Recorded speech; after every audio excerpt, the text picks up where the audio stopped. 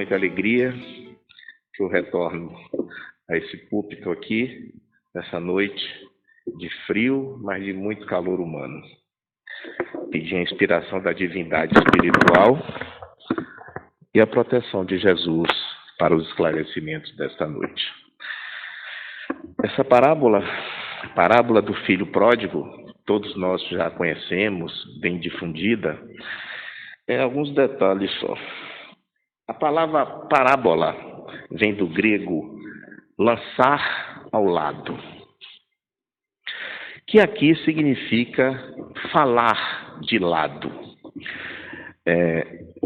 Mesmo aqui na casa espírita, ou em todos os templos religiosos, vou tirar um pouco essa máscara, eu estou à distância, nos templos religiosos, se diz que Jesus usava parábolas porque os homens daquela época, nós, éramos muito ignorantes, não teríamos capacidade de entender as suas colocações.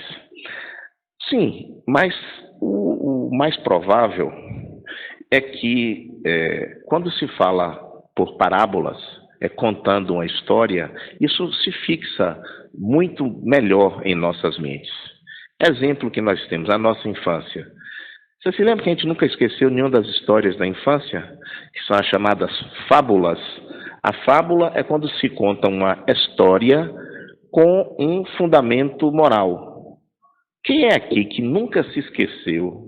Tenho certeza, a gente nunca se esquece da fábula da formiga e da cigarra. Lembra que a gente contava a gente na nossa infância? A cigarra passava o tempo todo a cantar. E a formiga trabalhando. E aí, quando chegou o inverno, o frio acabou a comida, a cigarra morreu de fome e a formiga sobreviveu porque armazenou. Isso é uma história lindíssima, mas tem um fundo moral. É uma fábula, é uma parábola que está a nos ensinar que é muito importante se precaver, fazer as nossas reservas, inclusive espirituais, porque vamos precisar adiante. Então, você vê, o Chapeuzinho Vermelho, o que é que ficou ali? A mãe disse, não vai pela floresta, que tem um lobo lá. A gente nunca se esqueceu, ela foi e quase que o lobo a devora, né?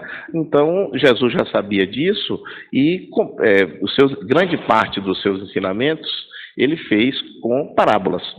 E essa parábola, eu acho que é a parábola que tem mais parábola ela. Lendo algumas outras parábolas, você vê, mas essa, todas as pessoas, todos os personagens, todos os objetos, todas as cenas, todos os lugares são parabólicos. É que nos realmente é a que tem mais essa conjectura de parábola. Um breve resumo. Existia um pai que tinha 2 filhos, né? Um deles, o mais novo, chamou o pai e disse, olha, eu quero a minha parte da minha herança, que eu quero aproveitar a minha vida. O pai, triste, ficou entristecido, porém, ele aceitou, deu a parte da herança que cabia àquele filho, ele se deslocou para terras longínquas, onde se entregou aos prazeres vis e materiais. Farras, orgias, frequentando lupanares, andando em pessoas que tinham a mesma afinidade, e o dinheiro foi se acabando, abateu-se sobre aquela terra longínqua uma grande seca. Ele se viu sem dinheiro e sem amigos, como era de se esperar, e, desesperado, procurou trabalho e só achou o trabalho como apacentador de porcos. Naquela miséria toda, sendo obrigado a comer a comida que só os porcos comiam, ele se lembrou da bonança da casa do seu pai e decidiu voltar. Ao se aproximar da sua casa, o seu pai, com muita alegria, correu em sua direção, o abraçou, mandou vesti-lo, colocar adornos, matar o bezerro mais gordo que tinha e fez uma festa. O seu irmão, o primogênito, e quando se diz aí irmão mais novo, não significa que é novo só de idade terrena, não. Poderia ser novo em evolução espiritual. Era espiritualmente mais atrasado. Pois o seu irmão primogênito chegou perto da casa, viu aquela festa e perguntou, do que se trata? O servo disse: olha, teu irmão voltou e teu pai deu uma festa e mandou matar o bezerro mais gordo. Ele fez uma carantonha, ficou de cara fechada, se recusou a entrar, mas naquele momento seu pai chegou e disse: entre, meu filho, estamos em festas porque teu irmão voltou, eu o considerava morto e ele está vivo. Aquele jovem descarregou no seu pai toda a sua revolta. Como? Ele jogou o nosso dinheiro, jogou fora todo com bebidas e prostitutas, e agora, e a mim, tu nunca me destes um bezerro para que eu fizesse uma festa com os meus amigos. O pai disse: isso não importa, filho, tudo que é meu é teu. O que importa é que meu filho, que eu considerava morto, está vivo, entramos e comemoremos. Assim se encerra a parábola. Do ponto de vista de avaliação como parábola, o pai, todos nós já sabemos, é Deus. E os dois filhos, toda a nossa humanidade. Uma coisa importante que essa palestra traz é a noção muito clara para praticamente todas as religiões. O livre-arbítrio. Aquele pai deixou que o seu filho fizesse o que quisesse. Relação de causa e efeito. Nós somos responsáveis por tudo o que fazemos. E no final, a misericórdia. Quando cansados dos erros, procuramos a casa do Pai e sempre somos bem acolhidos. Foi o que a nossa Andresa disse. Nunca é tarde para recorrer ao Pai e Ele sempre nos acolhe. Sempre está disponível para que recorramos a Ele. Esse filho mais novo, como eu disse, é mais novo espiritualmente, menos conhecedor da verdade. Ele sabia o que era certo e sabia o que era errado. Todos nós sabemos. Não sabemos? Se a lei divina está escrita em nossa consciência, toda vez que a transgredimos, é por opção nossa e a responsabilidade é nossa. Livre-arbítrio e lei de causa e efeito. Olhando do ponto de vista mais material, quais foram os prejuízos que aquele filho inicialmente provocou? Se formos ver, naquela época, como tem algumas regiões do mundo, que você tem as famílias em uma propriedade com agricultura familiar. Digamos, tem lá um pai de família que tem 9 vacas e vive do leite e do queijo. Se um dos filhos quiser a parte dele, retirar 2 ou 3 vacas para vendê-la e cair na farra, ele fez mal ao pai e aos irmãos, porque aquele patrimônio financeiro vai fazer falta, vai prejudicar quem ficou. Do mesmo jeito que quando nós, mesmo sem usurpar nada da família, saímos a fazer coisas erradas, a trair, roubar, sermos maledicentes e julgarmos os outros, fazemos mal aos outros também. Então não precisa que se tenha só o prejuízo financeiro, o prejuízo moral. Todas as vezes que transgredimos a lei divina, todas as vezes que saímos de perto de Deus e vamos para terras longínquas, essas terras longínquas não são terras de distância geográfica ou física. Nós podemos afastar de Deus para terras longínquas no mesmo lugar, dentro da mesma casa. É só fazer o mal. Então, essa história da terra longínqua não significa que, para ser pródigo, a prodigalidade é a capacidade de gastar tudo que tem. É como se fosse tem outro termo que eu vou me lembrar já, perdulário. Isto aí, essa terra longínqua, é quando nós nos afastamos dos mandados de Deus, com todas as consequências. E quando vamos para terras longínquas, não só para gastos, mas para gastos outros da nossa espiritualidade. Convivemos com pessoas com as quais não nos acrescenta nada. Como eu disse, roubamos, delinquimos, julgamos, né? E todos os gastos, o gozo excessivo de bens materiais sempre nos traz prejuízos financeiros. É óbvio, quem gasta mais do que ganha a tendência é que fique mais pobre. Mas isso pode ser muito mais amplo.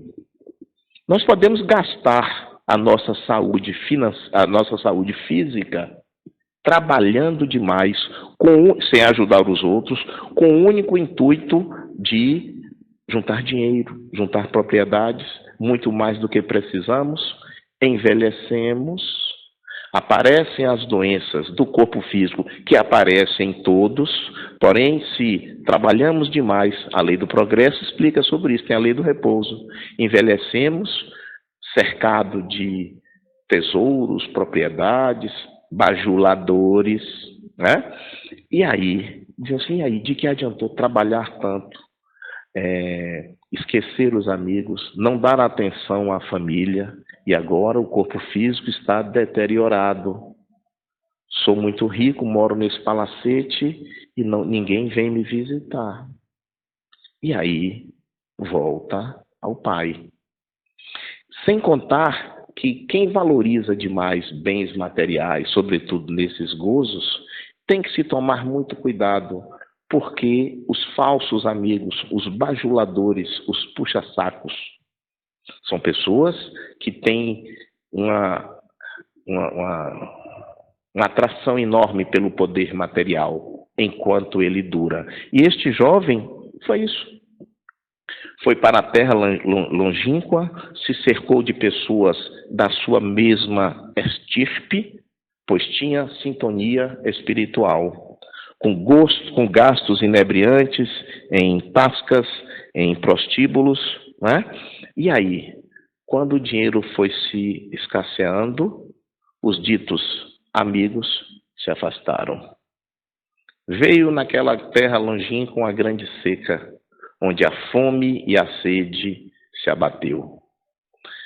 No sentido espiritual, a fome e a seca era algo interior dentro dele, onde bebe-se água do mar e a sede não passa. Algo que precisava ser saciado e ele não sabia o que era.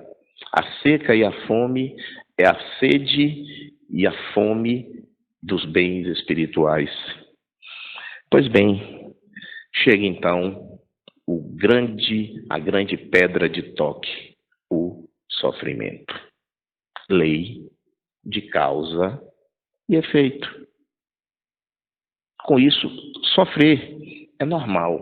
Todos nós, espíritos imperfeitos, que ainda estamos num planeta de provas e expiações, mas em breve será um planeta de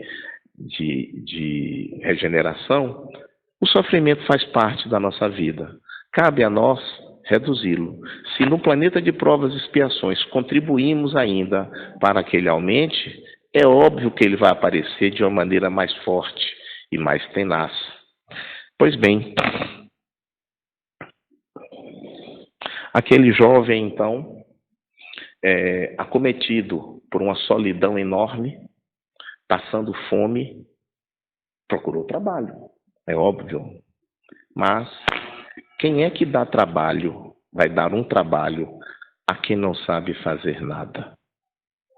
Como alguém poderia contratar aquele jovem que esbanjou tudo que tinha para ser um contador de uma firma, um trabalhador, um administrador?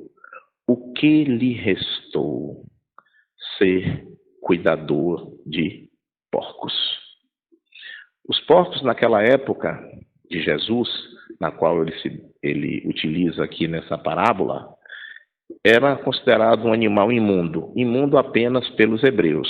Lembrar que Jerusalém, naquela época, era uma mistura de várias raças, quantidade de árabes, babilônios, não tinha ainda o Islã, mas tinham pessoas de várias etnias. Só os judeus não comiam, os hebreus, e os hebreus e judeus são a mesma coisa, não comiam carne de porco. Isso está escrito na Torá judaica, que diz que não se deve ingerir a carne do porco. De onde é que veio isso? Creio eu que foram comunicações mediúnicas aos profetas para que não ingerissem a carne do porco, porque o porco criado foi dito para não ingerir, mas não explicou por quê. Na Torá não explica por quê.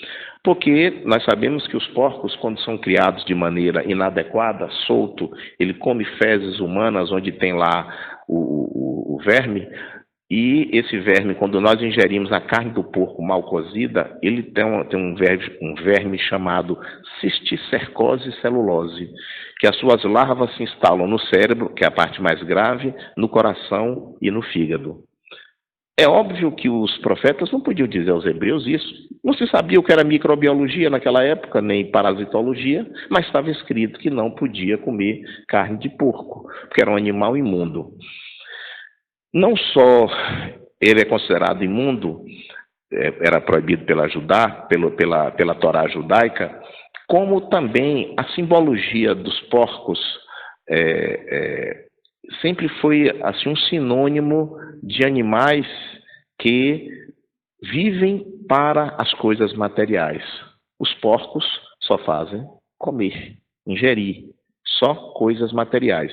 Tanto é que Jesus, em uma de suas colocações, falou assim: não atirai pérolas aos porcos. O que é que ele quis dizer com pérolas aos porcos? As pérolas eram os ensinamentos dele. E porcos, na simbologia, são pessoas que só vivem para as coisas materiais. Comida é a coisa material mais imediata.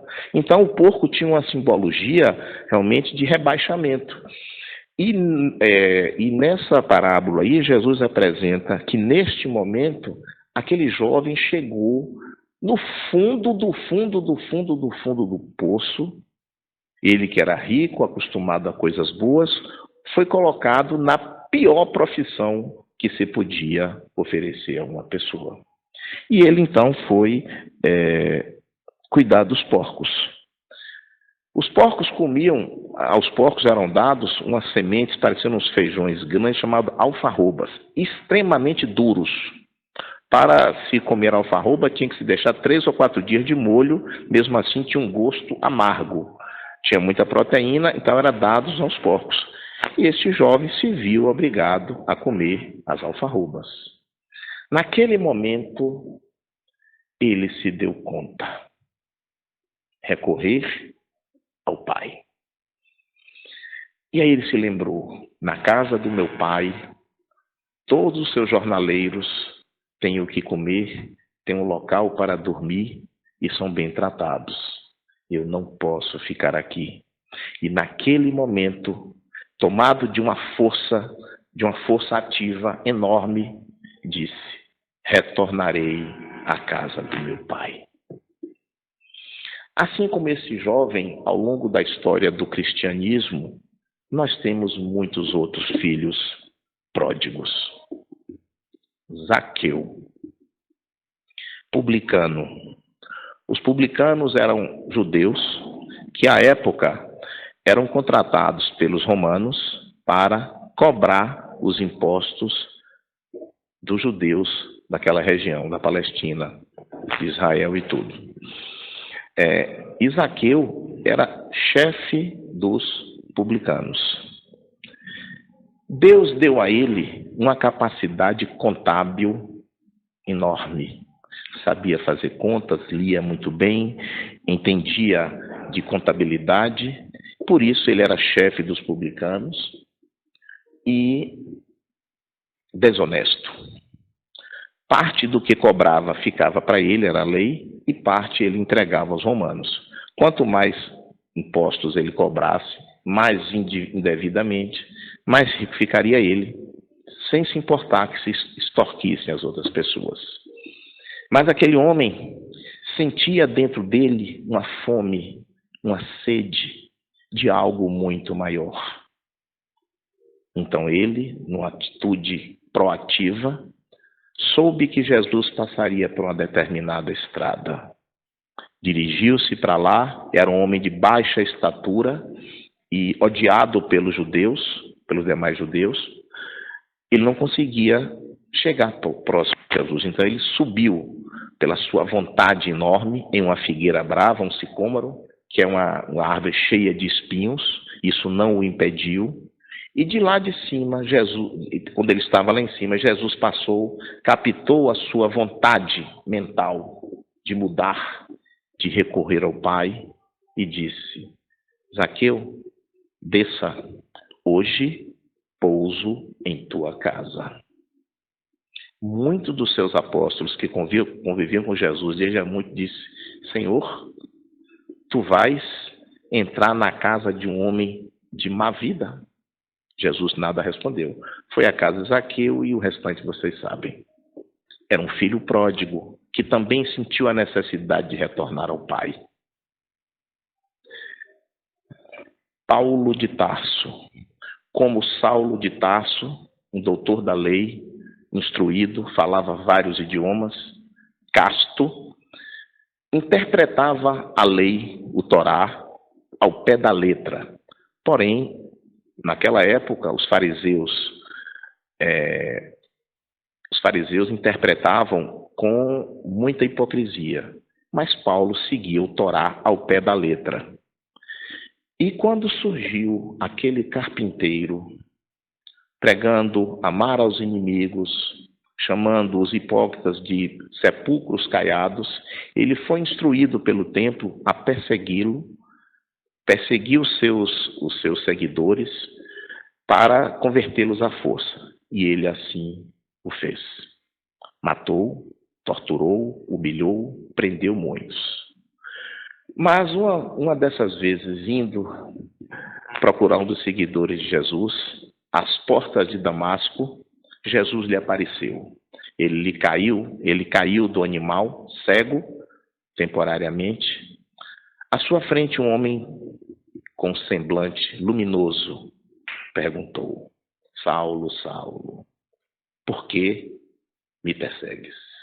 Isso me emociona muito até hoje. Ele olhou para aquele ser luminoso, sentiu o seu grau de evolução moral, sentiu a força do amor de Jesus e já logo mudou a sua conduta. Senhor, quem és tu? Jesus disse: eu sou Jesus. Saulo, imediatamente convertido, disse: que queres que eu faça, Senhor?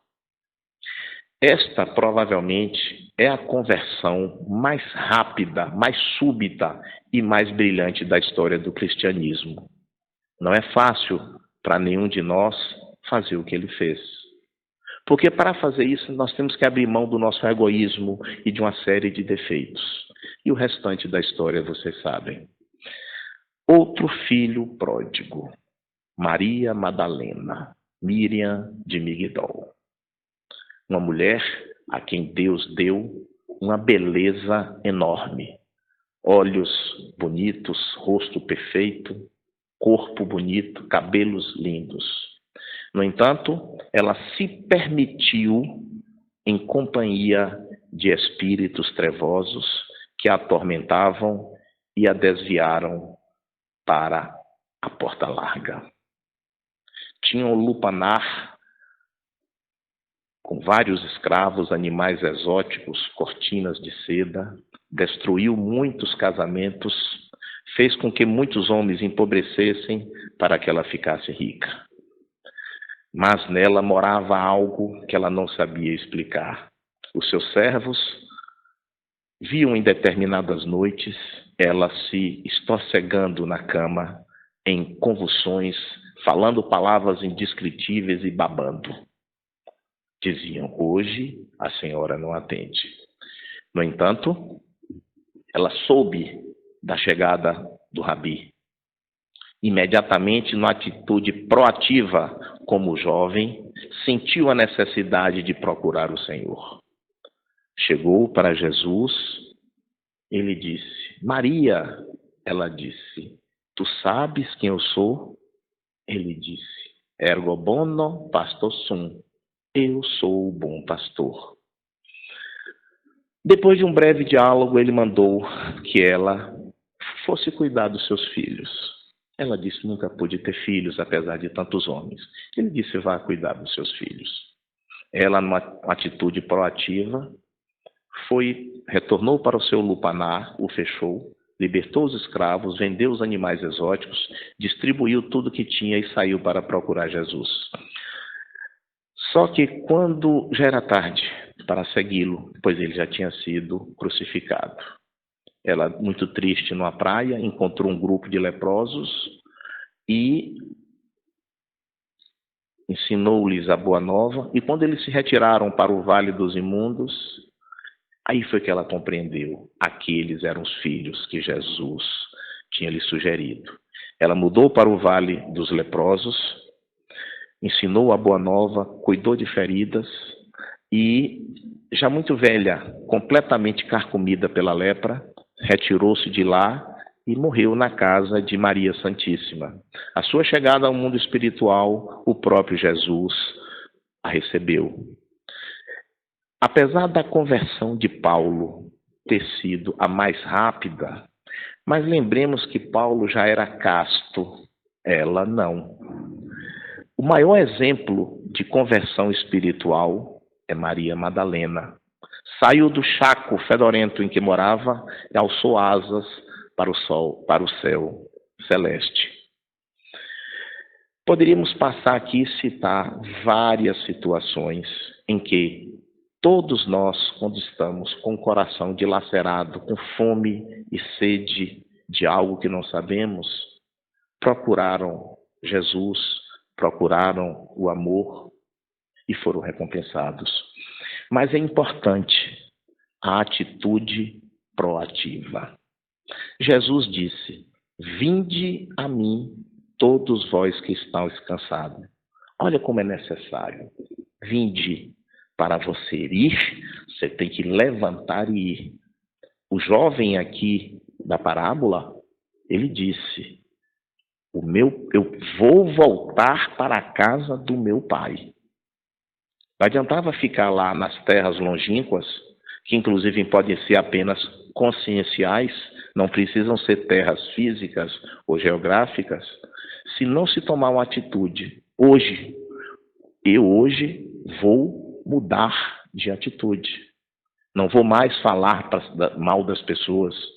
Vou tratar os meus empregados com mais humanidade. Não vou ser mais querer o esperto, a lei do Gerson, de ir levar vantagem em tudo. É preciso que se tome uma atitude. Se lembrem todas as passagens que Jesus curou leprosos, aleijados, ele perguntava: tu queres que eu te cure? Tu crê que eu possa te curar? Porque se ficar, mas eu sou um pobre coitado, aqui no centro espírita, chegam algumas pessoas e dizem: não, eu sou muito atrasado espiritualmente, eu devo ter feito coisas horríveis no passado. Sim, provavelmente fez. Se está aqui nesse planeta, fez mesmo. Então eu não tenho condição nem de começar a estudar e trabalhar aqui no centro espírita. Vai continuar errado. Inclusive, Jesus não veio para os sãos. Ele veio oferecer a lei divina a quem estava doente. Olha com quem ele andava: cobradores de impostos arrependidos, prostitutas arrependidas e uma série de pessoas com máculas enormes, mas decidiram seguir. E muitos dos seus apóstolos demoraram a compreender. Pedro mesmo foi um pescador rude. Quando Maria Madalena o procurou, dizendo que Jesus tinha aparecido para ela, não em corpo, mas em perispírito, ele disse: para tu, mulher? A mulher naquela época tinha uma conotação muito ruim. Quando ela decidiu compor o grupo de apóstolos que iriam divulgar o evangelho, Pedro disse: tu é mulher, olha teu passado, olha o teu passado, não é digna de nos procurar. Só depois de muitos anos de sofrimento, açoites, foi que ele compreendeu, certo? O quanto tinha errado. Tanto é que na hora, quando ele foi capturado e foi crucificado, ele pediu antes: não sou digno de morrer como meu Senhor. Os soldados o crucificaram de cabeça para baixo, a pedido dele. Pois é. E então, voltando aqui à nossa palestra, aquele filho retornou à casa do pai. Mas voltou, já dizendo: não sou digno de ser filho. Se ele me der qualquer lugarzinho, qualquer esteira para eu dormir, já está bom demais. Quando ele apontou na estrada, o pai o viu e saiu correndo e o abraçou. O sentido parabólico da corrida é o imenso amor de Deus. O velho não aguenta correr. Aquele velho correu, significando o imenso amor que Deus está sempre disposto a nos oferecer. E pediu que os seus empregados trouxessem para aquele jovem uma capa, um manto, sapatos, um anel e um bezerro gordo. Também tem sentido figurado. O manto ou a capa é uma proteção para as noites de frio, para a poeira e para os intempéries. Os sapatos também. Naquela época em que essa parábola foi narrada, por lei, só quem podia andar descalço era escravo. Isso foi importado da cultura romana, que só os escravos podiam andar de pés descalços. E aquele filho seu chegou descalço. E ele, quando colocou um calçado em seu pé, lhe resgatou a cidadania, já que os escravos não eram considerados pessoas, perdiam a cidadania. E um anel brilhante no dedo, a aliança. A aliança que nós temos com Deus. O anel representa a aliança que Deus fez conosco. E quanto ao bezerro, lembrar que a escassez de comida, sobretudo de animais, para que desse carne, naquela época era muito grande. Só se matava bezerro em dias de festas, em dia de festas, em dia de casamentos, sobretudo. Né? Ou então dia de sacrifício que eram oferecidos no templo. E essa questão do bezerro significa que todas as vezes que retornamos em busca do Pai, Ele está em festa. Deus está sempre em festa todas as vezes que um filho perdido retorna para Ele. E o que se mostra também aí é que naquela época uma festa ela se estendia para todos, inclusive os servos da casa, coisa que não fazemos hoje. Pois bem, em plena festa de comemoração, tudo bom, chega o segundo filho, que na realidade era o primogênito, estava trabalhando nos campos. Trabalhava nos campos e chegou, quando se aproximou, viu o barulho, viu a algazarra e perguntou a um dos servos que estava fora: o que está acontecendo? Ele disse: teu irmão chegou e teu pai está dando uma festa para ele. Então, aquele filho primogênito que ficou a trabalhar, fechou a cara. Ficou emburrado e ia se retirar. E o pai disse: venha, meu filho, teu irmão que eu considerava morto está vivo, por isso estou fazendo uma festa. Ele respondeu: teu filho, já não considerou mais irmão, teu filho gastou tudo, grande parte do que tínhamos com bebidas e prostitutas, e tu fazes festa? O pai não deu história, não deu importância àquilo. Disse: o que importa é que teu irmão que estava morto está vivo, entremos e comemoremos. Assim se encerra a palestra. A palestra não, a parábola. Pois bem, então inicialmente ficamos com aquela ideia de filho gosta de farra, de gastar dinheiro, mas vimos aqui que esse pai, como é nosso pai eterno, tem um bocado de filho complicado. Provavelmente o primogênito que ficou era pior do que o mais novo que saiu. Em primeiro lugar, ele era pródigo também, só que era um covarde. Ele disse: pai, nunca matou um bezerro para mim, para eu comemorar com meus amigos. Então ele tinha vontade de fazer a mesma coisa que o outro fez, só que era um covarde. Não tinha coragem. Tudo que fez, trabalhando, não tinha a intenção de ajuda, e sim de ostentação, ou de interesse e de egoísmo. Ele diz: trabalhei contigo todo esse tempo e nunca matou um bezerro para mim. Significa que ele estava trabalhando interessado em bens materiais. Como numa palestra que eu proferi aqui há umas 3 semanas, é aquela história: a mão esquerda não deve ver o que a direita faz, pois ele chegou com a mão direita, que a esquerda já sabia, e ostentou e mostrou tudo que tinha. Imagine a tristeza daquele pai, que ele constatou isso, e a tristeza que Deus tem conosco. Quando, muitas vezes, temos na nossa família ou alguns exemplos de pessoas que erram, tentam se consertar e nós lhe apontamos mais os erros do que a sua conversão. Aí, ó, tá de santinho ali na igreja evangélica, mas roubava, não sei o que, assaltava. Olha o trabalho que essas igrejas fazem, a pastoral carcerária, e tem algumas igrejas evangélicas que trabalham nos presídios, conseguem converter uma parte razoável de pessoas que, quando saem de lá, recebem a liberdade e começam a ter uma vida digna, as pessoas não querem saber. Apontam mesmo. Aqui na casa tem. Ué, fulano frequentava aqui a casa, melhorou um pouquinho, voltou para a esborna, aí voltou, aí ó, entra por baixo da porta, está humilhado. E quem é que garante que um dia nós não vamos ser também um filho pródigo arrependido? Eu me lembro de uma reportagem, um bom tempo atrás, de um ator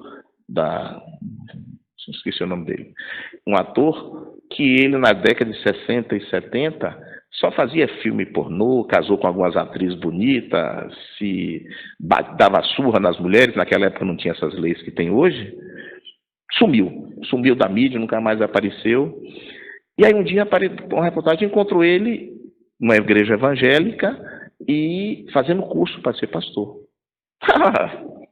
Aí passou as entrevistas, são desse programa de auditório. Entrevistou a pessoa na rua. Esse aí? Pau que nasce torto, morre torto. As pessoas, nós vimos aqui no nosso varejo, muitas vezes temos ainda esses preconceitos de não aceitar. Provavelmente que a gente precisa, né, desses exemplos para poder descer a lenha, para poder ficar falando, para ser maledicente. E é muito comum, muitos filhos pródigos que tentam retornar à casa do pai e conseguem, e nós nos tornamos o primogênito invejoso, egoísta, interesseiro e ostentador. É disso que temos muito cuidado. Porque o primeiro, se ele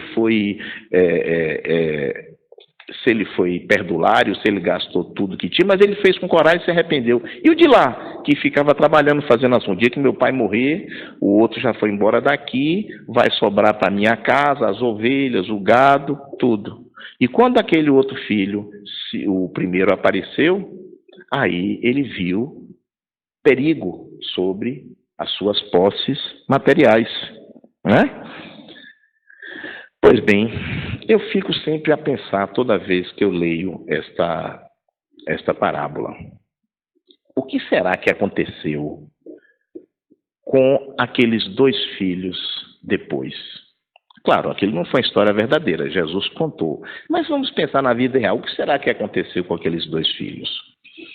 Porque, veja, na nossa evolução tem o cometimento do erro, tem o arrependimento e tem a reparação. Né?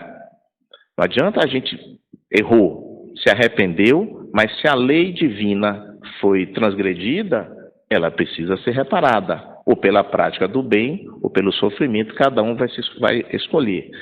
O que será que aconteceu com aquele rapaz, o filho pródigo? Será que ele, a partir dali, se tornou realmente uma pessoa boa e continuou a praticar o bem para reparar os seus equívocos? Será que aquele sofrimento que ele teve lá nas terras longínquas da sua consciência equivocada, aquele sofrimento foi suficiente para reparar os seus erros? Depende, isso a gente só vai saber, e é melhor não arriscar, fazendo sempre o bem. Porque é erro, arrependimento, porém precisa de reparação da lei, preferencialmente pela prática do bem. Então, meus irmãos,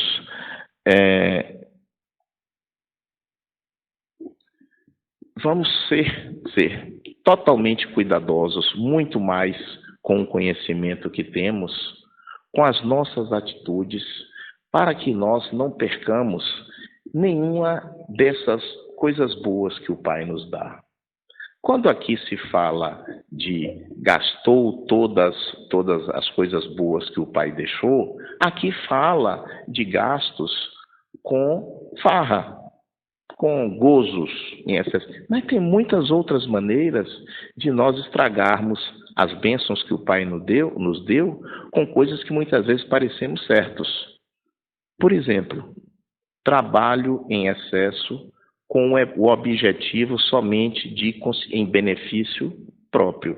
Se formos olhar a história do professor Rivaio, Allan Kardec, ele tinha sido alertado de que ele estava trabalhando muito, isso comprometeria a saúde física dele. Mas em benefício da doutrina espírita, ele trabalhou realmente muito, muito, e provavelmente o seu desencarne foi por doença física pelo excesso de trabalho. Tudo bem. No entanto, quando nós pegamos a nossa saúde física, Deus nos dá um corpo que vai se deteriorar, mas inicialmente com saúde física, e trabalhamos dia e noite, trabalhamos demais, adquirindo muitas propriedades ou bens financeiros para nós, que a função do trabalho é para a progressão de todo o planeta. Aí trabalhamos, não damos atenção à nossa família, vamos envelhecendo, a família se afasta, porque nós os criamos assim, aparecem as doenças do corpo físico, que seu dinheiro não vai poder comprar mais. Ou quando desgastamos a nossa saúde física com energia mental, desejando o mal aos outros, chega no final da vida, de que adiantou tudo isso? Agora eu preciso retornar à casa do meu Pai. Bom, como Deus é maravilhoso, se não der tempo, o retorno à casa do Pai para receber todos os benefícios nesta encarnação, Deus nos permite centenas de outras encarnações. Mas se nós tivermos consciência plena de que a casa do Pai está sempre aberta de retorno para nós, mas que aproveitemos de maneira salutar todos os benefícios de que Ele nos dá, já melhora muito. Sobretudo, qual é a melhor maneira de utilizarmos todas as bênçãos que Deus nos deu, seja a inteligência, seja o corpo físico, seja qual for, é no trato com os nossos irmãos. O convívio com os nossos irmãos aqui na Terra, de perdoar as ofensas, o que o irmão mais velho não fez, não julgarmos demais aos outros, olhar mais os nossos defeitos que os defeitos dos outros, e uma série de coisas que estão no Evangelho de Jesus. E para encerrar, uma pequena colocação de que tenhamos consciência de que temos um Pai eterno, de infinitos amor, justiça e misericórdia, e está sempre pronto a nos acolher com alegria, todas as vezes que os procuramos, seja por equívocos ou acertos. Muito obrigado pela atenção. Boa noite a todos.